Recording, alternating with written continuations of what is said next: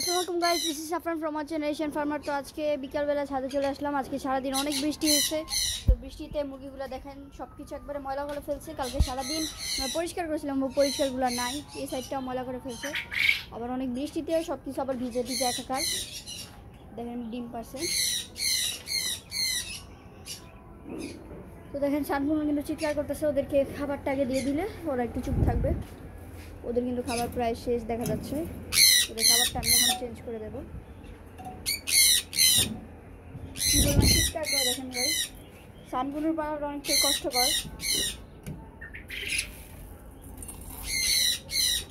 দেখেন মুরগিও কিন্তু চলে আসছে পোকা খাওয়ার জন্য। ডোরটা অফ করে দিই।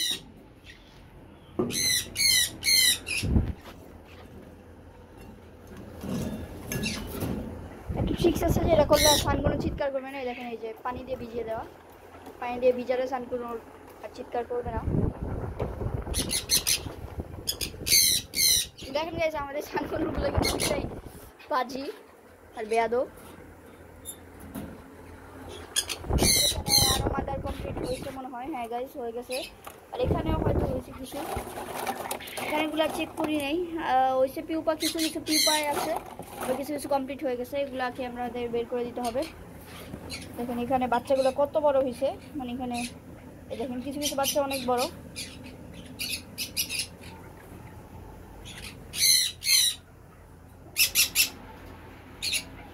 বাইরে মুরগিরা ভিড় করে আসে যে কখন দরজা খুলবে ভিতরে ঢুকবে। ওয়েদারটা অনেক ঠান্ডা হলেও সব কিছু অনেক ময়লা হয়ে আছে। এত কিছু পরিষ্কার করে লাভ হয়নি, পুরো আবার ময়লা করে ফেলছে। মুরগি আর ছাড়া যাবে না, মুরগি আটকে রাখতে হবে, তাহলে এতটা ময়লা হবে না। ডিমটা কালেক্ট করে ফেলতে হবে। ডিমটা কালেক্ট করে ফেলি আমি আগে আগে। অনেক বৃষ্টি আসছে কিন্তু আজকে চরম পরিমাণে বৃষ্টি আসছে। বৃষ্টির সময় মুরগির এই পাশে আসছিল, তাই ভিজে নাই, সবগুলোই সুস্থ আছে আলহামদুলিল্লাহ। আর এই গাছটা বৃষ্টিতে কিন্তু মোটামুটি একটু মানে সুস্থ লাগছে এখন।